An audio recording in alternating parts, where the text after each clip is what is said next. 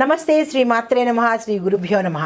2025 విశ్వావసు నామ సంవత్సర మేషాది ద్వాదశ రాశుల వారికి, వివిధ రంగాల వారికి ఆరోగ్యపరంగా, కుటుంబపరంగా, ఉద్యోగపరంగా, వృత్తి వ్యాపారాల పరంగా ఎలా ఉండబోతోంది అనేది పరిశీలన చేద్దాము.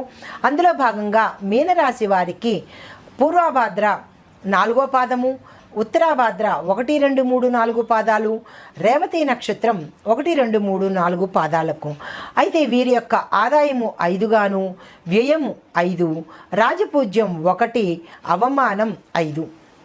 అయితే ఈ రాశిలో గురు, శని, రాహు, కేతువులు ఏ స్థానాల్లో సంచరిస్తున్నారు, ఏ రాశిలో ఉంటున్నారు, వారిచ్చే ఫలితాలు ఏమిటి అనేది పరిశీలన చేయగా, గురుడు వృషభ రాశిలోను, మిథునంలోను, కర్కాటకంలోను సంచరిస్తూ తృతీయ, అర్ధాష్టమ, పంచమ స్థానాల్లో సంచరిస్తూ ఇచ్చే ఫలితాలు మిశ్రమము, తేజోహీనము, జయము. తదుపరి శనేశ్వరుడు మీనరాశిలో సంచరిస్తూ జన్మంలో సంచరిస్తూ ఉండడం వల్ల ఇచ్చే ఫలితము శరీర పీడ. రాహువు మీన, కన్యా రాశిలో సంచరిస్తూ జన్మంలోనూ సప్తమంలోనూ స్థానంలో ఉంటూ విరోధాన్ని ఫలితంగా ఇస్తున్నాడు.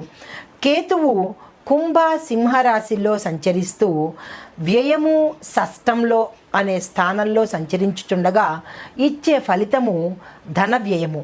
అయితే మొత్తంగా ఈ రాశి వారికి ఎలా ఉండబోతోంది అంటే, కష్ట నష్టాలతో, సమస్యలతో, అనారోగ్యంతో సతమతమవుతూ, సర్వకార్యాలు విఫలమవుతూ, ఏలినాటి శని ప్రభావం చేత శరీర పీడను కలిగించుకుంటూ తలచిన కార్యాలన్నీ వాయిదా పడతాయి. అనారోగ్య సమస్యలతో సంవత్సరం అంతా ఔషధ సేవనము చేయవలసి వస్తుంది. ఇంటా బయట కలహాలతోనూ, ఆర్థిక నష్టాలతోనూ, మానసిక అశాంతితోనూ శారీరక శ్రమ పెరిగి శరీర తేజస్సు తగ్గుతుంది. ముఖ కవళికలు కూడా మారిపోయే అవకాశం ఉంది. ముఖం నల్లగా మారి ఆకలి మందగించి వేళాతిక్రమణ భోజనం చేయవలసి వస్తుంది. అనవసరంగా దేశ సంచారము త్రిప్పటా కలుగుతుంది. సర్వ సంఘ పరిత్యాగము చేయవలసిన వస్తుంది. తరువాత తలచిన పనులు అంటే ఇంకా ఏది నెరవేరకపోవడం వల్ల సర్వసంగ పరిత్యాగం చేసేసి సన్యాసం తీసేసుకుందామా అన్న స్థాయికి వెళ్ళిపోయే అవకాశం కనబడుతోంది. వాహన ప్రమాదాలు జరిగే అవకాశం కూడా ఉంది, జాగ్రత్త వహించాలి. భార్యాభర్త సంతానం మధ్య కలహాలు, సమస్యలు, ఒత్తిడిలు ఒకంత విడిపోయే అవకాశం కూడా గోచరిస్తోంది. చాలా జాగ్రత్తగా వ్యవహరించుకోండి. అపనమ్మకము, అమర్యాద కలిగే అవకాశం కనబడుతోంది.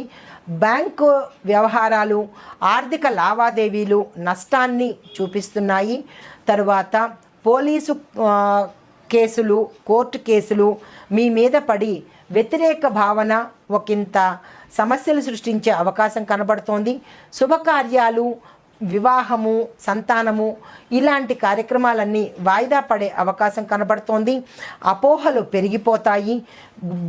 భూమి, గృహ నిర్మాణాలు కనుక ఏమైనా చేపట్టి ఉంటే అవి ఆగిపోయే అవకాశము, ఒకంత చేయకుండా ఉండే అవకాశం కూడా కనపడుతోంది. ప్రభుత్వ అధికారుల వల్ల వారిని దూషించే నెపంతో మీ మీద కేసులు పడే అవకాశం కనపడుతోంది. అవి ముందుకు సాగక అశాంతికి గురయ్యే అవకాశము, అమర్యాద, అగౌరవము, స్థానచలములతో అమర్యాద, అగౌరవము, స్థానచలనాల ఇబ్బందులు పడే అవకాశము, వేధింపులకు గురయ్యే అవకాశము కనపడుతోంది. మోసపోయే అవకాశము, అభిప్రాయ భేదాలు, పురోగతి అనేది ఇప్పుడు వీరికి ఎలా ఉండబోతోందంటే 10% మాత్రమే ఫలితాలు, 10% మాత్రమే మంచి ఫలితాలు, 90% మిశ్రమ ఫలితాలుగా గోచరిస్తోంది. సంవత్సరం చివరిలో గడ్డు కాలము ఎదురవుతుంది. సర్వ విషయాల యందు మందగమనము, కలిగే అవకాశము, అంటే ముందుకు నడిచే అవకాశము కనబట్టలేదు. దేశాంతర ప్రయాణాలు చేసి ఆర్థిక నష్టాలు మూటగట్టుకునే అవకాశం కనపడుతోంది. బంధుమిత్రులు మీకు వ్యతిరేకతగా తిరగబడతారు. అగ్ని భయము, జంతు భయము, పనిముట్ల భయము, అంటే షార్ప్ ఐటమ్స్తో పనిచేసే వాళ్లకు ఒకంత ప్రమాదాలు కలిగే అవకాశం ఉంటుంది. స్థిరాస్తులు, మీరు గతంలో కూడబెట్టుకున్న ఆస్తులు నష్టపోవడము, కరిగిపోవడము అవకాశం కనబడుతోంది. తరువాత మీకు రక్షణ అనేది లేకుండా ఉంది. స్థిర చరాస్తులు నష్టపోతారు. సస్పెక్షన్స్ ఎదుర్కొంటారు. తరువాత వారసత్వ ఆస్తులను పోగొట్టుకునే అవకాశం కనబడుతోంది. అగ్ని, విష, కీటక, జంతు భయము కనపడుతోంది. చాలా జాగ్రత్తగా వ్యవహరించాలి ఈ రాశి వాళ్ళు. ఎందుకు అంటే ఏలినాటి శని ప్రభావము మీ మీద ఇప్పుడు మొదటి దశగా ఉంది కాబట్టి చాలా చిక్కుల్లో పడే అవకాశం కనపడుతోంది. దైవ చింతన మీరు చాలా ఎక్కువ చేసుకుంటేనే తప్ప ఇవన్నీ మీరు సానుకూలపరుచుకునే అవకాశము ఎక్కడ గోచరించట్లేదు. విద్యార్థులకు కూడా నిరాశజనకంగా ఉంది. మందబుద్ధి కలిగే అవకాశం ఉంది. చదివిన విషయాలు సమయానికి స్ఫురణకు రాక, అంటే గుర్తుకు రాక ఇబ్బంది పడే అవకాశం కనబడుతోంది. నిరుద్యోగులకు కూడా నిరాశ ఎదురయ్యే అవకాశం ఉంది. చేసిన ప్రయత్నాలు అన్నీ త్రుటిలో తప్పిపోయే అవకాశం కనబడుతోంది. అసహనానికి గురి అయ్యి శక్తి క్షీణించే ఆర్థిక మోసాలకు గురి అయ్యే అవకాశం కనబడుతోంది. కాబట్టి నిరుద్యోగులు చాలా జాగ్రత్తగా ఉండాలి. దైవ చింతన పెట్టుకుంటేనే తప్ప ఎవ్వరూ రక్షించలేని పరిస్థితి గోచరిస్తోంది. ఉద్యోగస్తులకు డిమోషన్లు, ప్రమోషన్ల మాట దేవుడెరుగు, డిమోషన్లు కలిగే అవకాశం కనపడుతోంది. దూర ప్రాంతాలకు విసిరివేయబడే అవకాశం ఉంది. పై అధికారులతో సఖ్యత లోపించి వారి వల్ల ఒత్తిడిలు, మానసిక వ్యధ గురి అవుతారు. దూర ప్రాంతాలకు వెళ్ళినా కానీ మనశ్శాంతి లేని స్థితి కనపడుతోంది. మర్యాదను కూడా కోల్పోయే అవకాశము, అంటే మీ యజమానులతోనే కాకుండా మీ సహోద్యోగులతో కూడా మర్యాద కోల్పోయే అవకాశం కనపడుతోంది. కాబట్టి ఉద్యోగులు కూడా చాలా జాగ్రత్తతో వ్యవహరించాలి. తరువాత వ్యాపారస్తులకు నిరాశ తప్పదు. వ్యాపారాలు మూసివేసే పరిస్థితి గోచరిస్తోంది. లాకౌట్లుతో మీరు పరిశ్రమలు మూసుకొని వచ్చే స్థితి కనపడుతోంది. అగ్ని ప్రమాదక సూచన కనపడుతోంది. కొన్ని వ్యాపారాలు లేదా పారిశ్రామికాలు లేదా ఫ్యాక్టరీలు అగ్ని ప్రమాదానికి గురి అయ్యే అవకాశం ఉంది. ఆర్థిక నష్టంతో ఆర్థిక నష్టములతో సంస్థలను అమ్ముకునే పరిస్థితికి దిగజారవలసి వస్తుంది. పార్ట్నర్స్ మధ్య విభేదాలు పొడచూపుతాయి. అవి తీవ్ర స్థాయికి చేరుకుంటాయి. కాబట్టి మీరు ఇప్పట్లో కొత్త వాటి జోలికి వెళ్ళకపోవడము, కొత్త ఒప్పందాలు తీసుకోకపోవడము, కొత్త ప్రాజెక్టుల మీద సైన్ చేయకపోవడమే చాలా చెప్పదగిన ప్రథమ సూచన. వ్యాపారాలు ఎలా ఉన్నాయో అలాగే చేసుకోవడం మంచిదిగా చెప్పదగిన సూచన. కార్మికులకు శ్రమ కఠినంగా పెరుగుతుంది.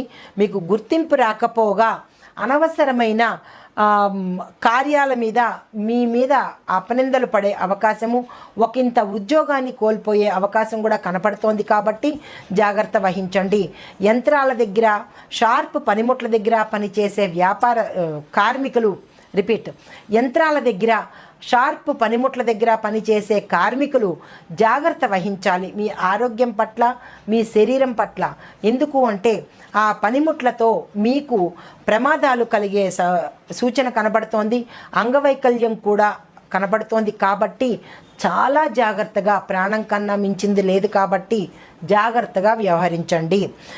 వ్యవసాయదారులకు చీడపీడ సమస్యలతో పంట మీ చేతికి అందుబాటులోకి రాదు. చివరి నిమిషంలో ప్రకృతి వైపరీత్యాల వల్ల నష్టపోయే అవకాశము, పెట్టుబడులు కూడా రాని స్థితి ఏర్పడుతోంది. రుణాలు చేయవలసిన అవసరం కూడా కనపడుతోంది. కాబట్టి ఇక్కడ నేను ప్రత్యేకంగా రైతులకు చెప్పే విషయం ఏంటంటే, మీరు భూమాతను నమ్ముకొని ఆ తల్లికి కనుక పూజ చేసినట్టయితే ఈ ప్రకృతి వైపరీత్యాలు మీ దాకా రాకుండా మిమ్మల్ని ఒడ్డున పడేసే అవకాశం ఉంటుంది.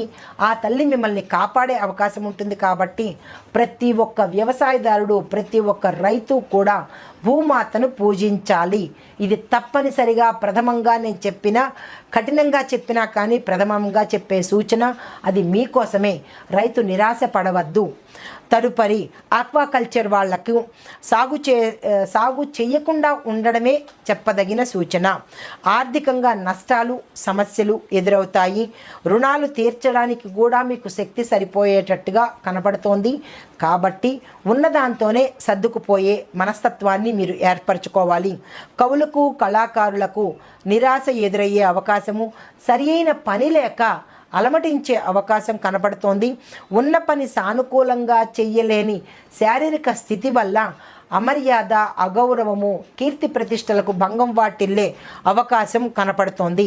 అవమానాల పాలు అవుతారు. ప్రజలు గుర్తించలేని స్థితికి దిగజారే అవకాశం కనపడుతోంది. సినిమా రంగం వారికి నిరాశాజనకంగా ఉంటుంది. విజయాలు లేక డీలా పడిపోయే అవకాశం కనపడుతోంది. అనవసరమైన ధన వ్యయాన్ని, అప్పుల్ని చేసుకోవాల్సిన పరిస్థితి కనపడుతోంది. వృత్తి కూడా మార్చుకునే స్థితికి దిగజారే అవకాశం ఉంది. రుణాలతో కాలం గడిపే స్థితి కనపడుతోంది. కాబట్టి చాలా జాగ్రత్తగా వ్యవహరించండి, పొదుపును పాటించండి. తదుపరి రాజకీయ నాయకులకు అత్యంత దయనీయమైన స్థితి, అత్యంత దీనావస్థ కాలము కాబట్టి చాలా జాగ్రత్తగా ఉండాలి. అపోహలతో కాలం గడుపుతారు. రాజీనామాలు కూడా చేయవలసిన అగత్యము ఏర్పడే అవకాశం కనపడుతోంది. శత్రువర్గాల దాడికి తట్టుకోలేక మీరు పదవిని కూడా త్యాగం చేసే అవకాశం కనపడుతోంది. ఎందువల్ల అంటే గతంలో మీరు ప్రజలకు ఇచ్చిన మాట నిలబెట్టుకోలేకపోవడమో, మీ పదవికి అన్యాయం చెయ్యడమో, ఇలాంటి చిన్న చిన్న పనులు ఏముందులే అనుకుని చేసే పనుల వల్ల ఆ ఫలితాన్ని ఇప్పుడు మీరు అనుభవించవలసి వస్తోంది. కాబట్టి ఇకనైనా చాలా జాగ్రత్తగా సమన్వయంతో వ్యవహరించినట్టయితే కనుక ఈ ఉన్న పదవినైనా నిలుపుకునే అవకాశం కనబడుతోంది. రాజకీయ నాయకులు చాలా జాగ్రత్తగా వ్యవహరించాలి. తదుపరి ఎన్ఆర్ఐలకు ఇది పూర్తిగా వ్యతిరేకమైన కాలము. మీరు అబ్రాడ్లో ఉండి ఉద్యోగం చేసి ఇక్కడికి వచ్చేసే పరిస్థితి గోచరిస్తోంది. అక్కడ మీరు పారదర్శకతతో, అంటే మీరు చేసే పని ట్రాన్స్పరెంట్తో చెయ్యకపోవడం వల్ల ఎవరు చూస్తారులే, ఎవరు కనిపెడతారులే అని మీరు నిర్లక్ష్య ధోరణి అవలంబించి చేసిన పనులకు ఇప్పుడు మీరు సమాధానం చెప్పుకోవాల్సిన పరిస్థితి ఏర్పడింది. నా ఉద్యోగం నష్టం పోయి మీరు మళ్ళా మీ దేశానికి తిరిగి వచ్చే అవకాశం కనపడుతోంది. తిరిగి వెళ్ళే అవకాశము ఇప్పట్లో గోచరించట్లేదు. చాలా జాగ్రత్తగా వ్యవహరించండి ఎన్ఆర్ఐలు. స్పెక్యులేషన్ వ్యాపారము అస్సలు లాభించదు. మనోధైర్యం మందగిస్తుంది. ఇది ఈ రాశి వారికి చెప్పదగిన రాశి ఫలితాలు. అయితే పరిహారాలు, సూచనలతో శనేశ్వరుడికి, గురువుకి, రాహు, కేతు, రవికి జపాలు చేయించడం కానీ, దాన ధర్మాలు ఇవ్వడం కానీ చేసినట్టయితే మీకు ఉండే 98% ఇందాక మనం అనుకున్నట్టుగా ఎక్కువ శాతము నష్టాలే ఉన్నాయి. కాబట్టి వాటిని మీరు సానుకూలపరుచుకునే అవకాశం కనబడుతోంది. అయితే మీ యొక్క అదృష్ట సంఖ్య 3, 2, 4, 7, 9 మిత్ర సంఖ్యలు.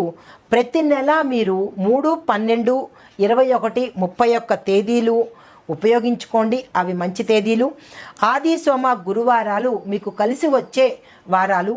ఈ పరిహారాలను పాటించుకుంటూ ఆ గ్రహాల యొక్క అనుగ్రహాన్ని మీరు పొందండి.